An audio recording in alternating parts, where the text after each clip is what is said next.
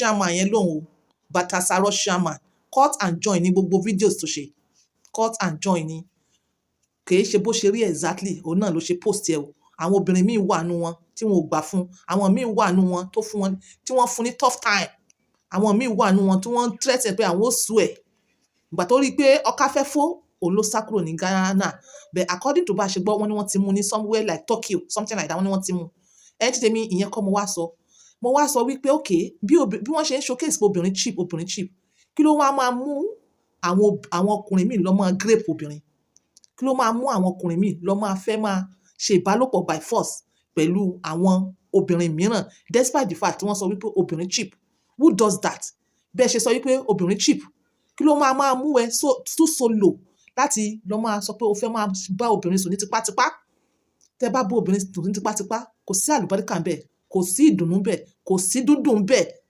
at the end of the day wàá pay fún wàá pay òun ni story arábìnrin tí mo fẹ́ sọ ṣùgbọ́n wà lórí story arábìnrin yìí ṣùgbọ́n ẹ̀ òun ni mo fẹ́ mú wá fún yín ẹ̀ tèmi tá a bá ń sunkún ó yẹ ká máa rína tá a bá ń sunkún ẹ jẹ́ ká máa rína ẹ má máa ti emotions ẹ má máa ti bọ gbogbo inú ọ̀rọ̀ ẹ máa wò dáadáa ká lè bá rí kodoro ọ̀rọ̀ ẹ̀yin tí tèmi ó níbi tí mò ń lọ lórí fídíò yìí tó bá jẹ́ pé ìgbà àkọ́kọ́ rẹ̀ lélẹ̀ èmi Hajia on point by 2 mo fẹ́ kó wo past videos mi kó lè mọ nǹkan tí mo really sọ lórí àléfà yìí kó lè mọ bóyá one or more apps or plenty apps wà tó lè bá mi rà màá máa kọ nọ́mbà mi síbi comment tó lè reach out fún mi tó lè reach out sí ọ̀dọ̀ mi àbí if there's any other thing alhamdulillahi rabbil alamin a kú oṣù tuntun ẹ̀mí wa tó bẹ̀rẹ̀ Ramadan yìí ó máa parí ẹ̀ láyọ̀ àtàláfíà a nífẹ̀ẹ́ nìkankan ṣàwátì thank you for always watching me ẹ ṣé gan ni yes arábìnrin tẹ́ ń wò yìí olókè jáde ló ní òun ò kí ń rọrùn sùn egbògi olóró àwọn oríṣiríṣi egbògi ọtí gbogbo ẹ̀ òun lòún máa ń lò kó lè bá mọ rọrùn sùn mo wá lọ síwájú mo wá lọ sẹ́yìn kí ló máa lè fà á tí arábìnrin yìí tó sọ wípé òun kì í rọrùn sùn with her age according to story ẹ̀ ó ní ìyá àǹtí kú ẹ̀gbọ́n òun kú again òun fẹ́lẹ̀ wáyẹ̀kì òun ò ní anybody òun live alone mo wá tẹ̀síwájú again pé ó máa tún nídìí mo wá discover pé ó wà lára àwọn obìnrin tí wọ́n mọ̀ sọ wípé wọn ò fẹ́ràn ọkùnrin tí wọ́n sọ pé wọn ò fẹ́ràn ọkùnrin òun ni fídíò gẹ́gẹ́ tí mo drop láìpẹ́ tí mo sọ fún yín pé ẹ má judge obìnrin bákan náà all women are not the same orí sì yàtọ̀ forí discover yourself and act accordingly má tẹ̀lé footstep èèyàn kan mo wà lágbájá báyìí ló ṣe rí ó wá fi pé wọn náà máa wá rí bẹ́ẹ̀ rárá o orí tí táyé mú wá nǹkan ní Kẹ́hìndé mú wá so ó wà lára àwọn tí ò like ọkùnrin to me perhaps mo discover àbí àbó ń ṣe lesbobo pẹ̀lú àwọn right up ẹ̀ àbó ń ṣe lesbobo so àwọn post ẹ̀ yẹn to me o mo rí i pé ó ti jẹ́ kó wà vulnerable tó jẹ́ wípé àwọn ọkùnrin mìíràn wọ́n lè torí ẹ̀ fẹ́ ṣe irú ìwà burúkú sí arábìnrin yìí yes bíi pé èèyàn tó fẹ́ràn obìnrin tó dàbí ẹni pé ó like act lesbobo torí one of our video a rí tí wọ́n tó súnmọ́ obìnrin kan bí ẹni kan fẹ́ mọ́ fẹnu síra wọn lẹ́nu kí la fẹ́ pè yẹn tó bá ṣe bíi lesbobo so àwọn ọkùnrin kan máa wà yes bíi àwọn jẹ́nsí wọn yìí náà ni wọ́n máa wò pa irú obìnrin yìí tó jẹ́ pé lesbobo ni perhaps ẹ jẹ́ ká lọ dì pẹ̀lú ẹ̀ lèmi fi feel pé bó ṣe máa wà vulnerable nìyẹn lèmi fi feel bẹ́ẹ̀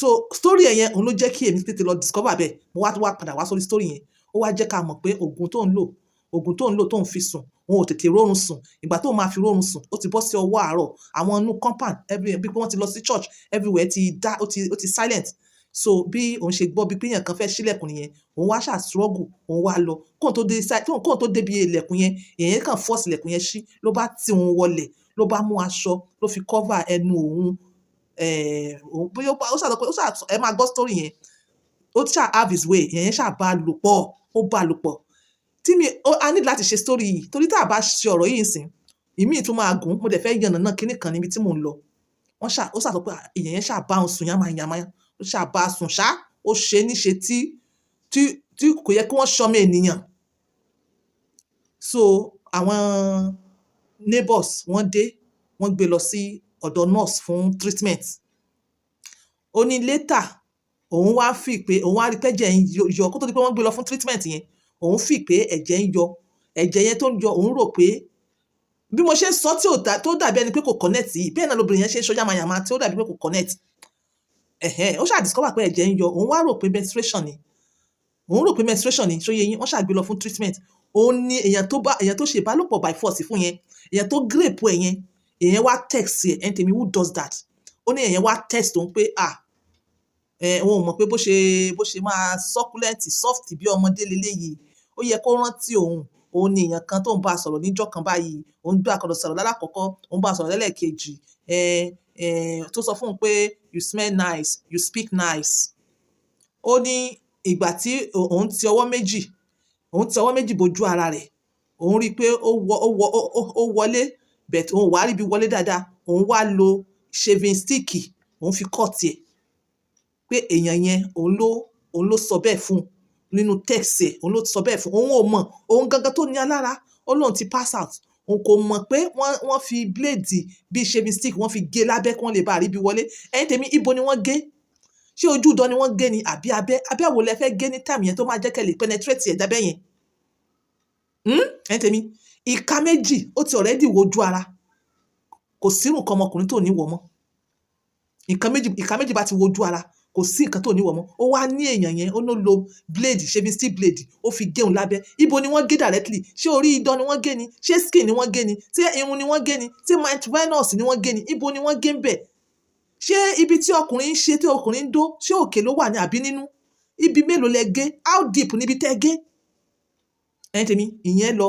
So wọ́n wá further, wọ́n wá ń bi léèrè pé kí àwọn yẹn ṣàfẹ́ mọ̀ most of calls àwọn èèyàn tí wọ́n lè help àwọn olùmọ̀ọ́ká tó lè help ó ń reject. Wọ́n tọpinpin ẹ̀, very dark man, ó get in touch pẹ̀lú ẹ̀, wọ́n wá ń sọ̀rọ̀. Ó tún post video at a time nígbà kan, òun wà alone, nobody is with her, òun àti very dark man wọ́n wá ṣe live.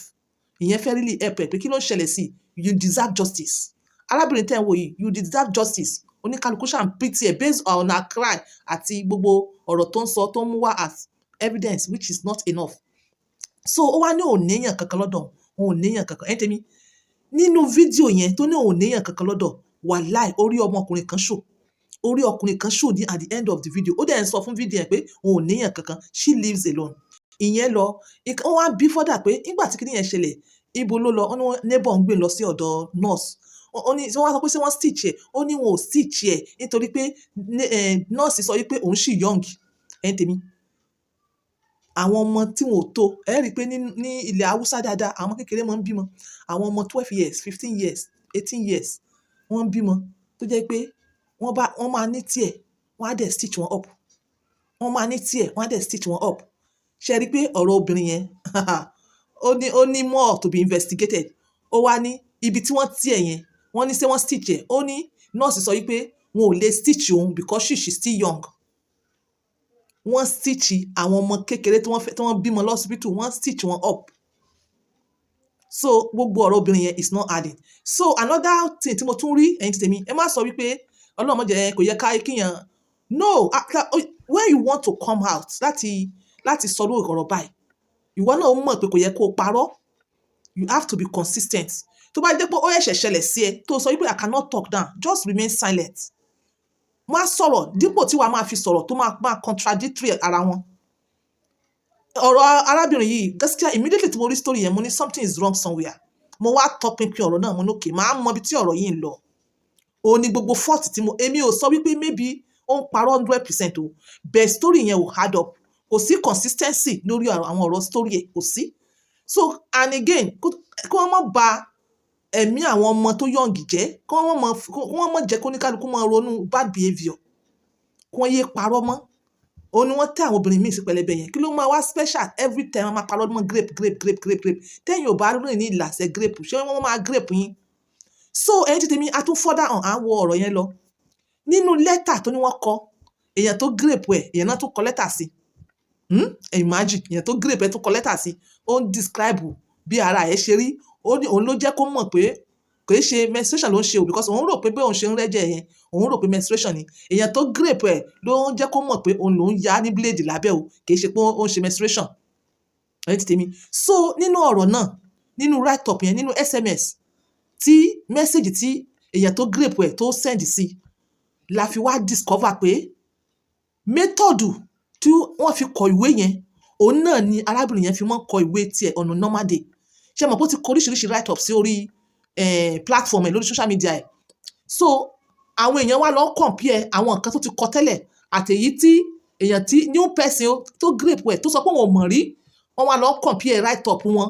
A wá rí i pé similarity wà lára write up èèyàn tó sọ wípé òun ò mọ̀ rí tó grape ẹ̀ àti òun náà.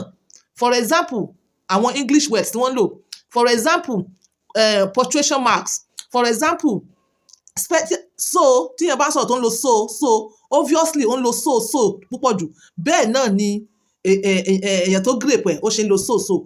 And spelling, báwo ni spelling so èèyàn tó grape ẹ̀ ó ṣe máa papọ̀ mọ́ spelling so tó ń kọ on a normal day nígbà tó ń kọ ordinary post ẹ̀. Èèyàn tó grape ẹ̀ spell so as soo, òun náà on a normal day normal writing normal post ẹ̀ ṣe grape nǹkan tí mo sọ, òun náà spell so as soo. Wọ́n wá further on, ẹ máa gbọ́ analysis bọ̀bọ̀ kan títà mi ò bá lọ ẹ máa gbọ́. Wọ́n wá further on, a wá discover pé music tó wà lórí, because èèyàn tó kọ lẹ́tà yẹn sí wọ́n rí àkáǹtì ẹ̀ ó ní soundtrack kan tó wà ní orí péjì èèyàn tó grape yẹn tó jẹ́ pé òun náà ó lo soundtrack yẹn. Ẹ̀yin tèmi tẹ́ bá rò dáadáa ẹni tere èjì tere ó ń jọra wọn ẹni tere èjì tere ó ń jọra wọn o. Ọ̀rọ̀ yìí ń jọra wọn, ẹ̀yin ẹ compare and contrast ọ̀rọ̀ yìí. Compare and contrast orin soundtrack kan tí èèyàn tó grape ẹ̀ tó lò ní page ẹ̀, because letter bó ṣe send letter yẹn sí wọ́n send ẹ̀ ní through èyí tá a fi lè get social media handle tó kíní yẹn nísìn wọ́n ti fi sí under private nísìn. So I discover pé òun náà lo soundtrack tí arákùnrin in one of his posts tó ń grape ẹ̀ ó lo soundtrack yẹn. Ó wá dàbí ẹni pé tó bá ṣe wípé to me tó bá ṣe wípé arábìnrin yìí ń parọ́ in all total, a jẹ́ pé èèyàn tó grape ẹ̀ yẹn ó mọ èèyàn yẹn, maybe ìbálòpọ̀ yẹn kàn ṣẹlẹ̀ àwọn wá wò pé okay káwọn turn ẹ̀ into content. Èmi rò bẹ́ẹ̀ pé káwọn turn ẹ̀ into content ẹ̀yin tèmi. So very dark man sọ wípé okay kó fi gbogbo ibi tó wà yẹn kó fi kalẹ̀ lẹ̀ kó wá sí Àbújá kí wọ́n treat ẹ̀ ẹ̀yin tèmi. There was a slight body language yẹn ó connote sí mi pé something more they are not telling us. It is either ọ̀rọ̀ yìí bóyá rọ́ or ọ̀rọ̀ yìí èèyàn tó mọ̀ ló ṣe kinní yẹn fún àwọn wá sọ the content and it's paying off because millions ó wà lórí fídíò yẹn, àwọn èèyàn púpọ̀ dẹ̀ ti ń dáwó. Kó tó di pé á bẹ̀rẹ̀ sí ní dáwó, ṣé kò yẹ ká mọ ibi tí ọ̀rọ̀ yìí ń lọ ni? Kó tó di pé àwọn èèyàn bẹ̀rẹ̀ sọ pé submit account, ṣé kò yẹ kí akọ́kọ́ mọ ibi tí ọ̀rọ̀ yìí ń lọ náà? So ẹ̀yin ti tèmi, it is not everything that you see that you believe immediately. Ẹ kọ́kọ́ ṣe sùúrù náà, ẹ wádìí, ẹ má máa jẹ́ kí emotions yín kó máa cover ojú yín. Tá a bá ń sunkún ó yẹ ká máa rí náà. So tí fídíò yóò bá pọ̀ mo lè slot in àwọn kan míì tó jẹ́ pé tó back àwọn claims tí mo sọ yìí tó back ẹ̀ up. Ọ̀rọ̀ mi ò ju báyìí lọ lénìí. Ẹ̀yin ti tèmi ẹ wà careful. Dẹ̀ ṣe léyìí pé okay if it happens to you pé kó shut up. À ń sọ ilé mi wá sọ ilé ni pé ẹ má parọ́ mọ́, wọ́n grape yín, wọ́n do yín by force, ẹ má parọ́ mọ́. Nítorí àwọn èèyàn máa béèrè questions. Ìwọ tó bá ń parọ́ wàá lose consistency nínú words ẹ, nínú language ẹ, nínú flow ẹ, wàá lose ẹ. Àwa kan á dẹ̀ tọpinpin ẹ̀, a máa tọpinpin ẹ̀. Ọ̀rọ̀ mi ò jù báyìí lọ. Mo fẹ́ kẹ́ ẹ wo past videos mi, kẹ́ ẹ mọ̀ nǹkan tí mò ń sọ ní àlééfà. Yes, alhamdulillah, my video still continues. This is Ajia on Point by 2, always using my words to help others. Bye for now. About the ongoing rape issues, Mirabel got raped, we all know, right? Because it's trending. And I'm trying so hard not to be empathetic right now. But I just have to. Please don't look like I'm crazy. And whenever maybe somebody just oppose something, you people will call the person male-centered woman. So let's look at this thing this way. Like, see, this whole thing is messing with my brain right now. Like, the whole issue is messing with my brain. First of all, I noticed something. In her text, she used so. Me now, I don't write so. I write S-O. The way she writes her so is S-O-O. I think maybe you want to say so. It has the way you can use so, S-O for this sentence. You can use S-O-O for this sentence. But the way she writes her so is the same way the rapist is writing her so. Have all these explanations she has been doing, the write-ups and everything, she does not make use of punctuation marks. She don't use punctuation marks at all. She just writes like that. And guess what? The rapist also don't use punctuation marks. He does not use punctuation marks. He writes boom without comma, full stop, all those kind of things. I am not crazy. Verified pages, celebrities have been trying to reach out to her. She's kind of dodging their DMs. And then she said that she doesn't know which person is real. Verified pages are real. There's the way she's dodging this thing, like she doesn't want justice. They should just let it go. It is just her experience. Like, this whole thing is not adding up. See, we all have brains. See, the whole issue, like, see, I'm so confused. I don't even know what is going on. If this thing is, I just hope she must get justice anyways, because you're saying you can't reply to DMs now that you're not in the state, but you are reposting. You're making posts.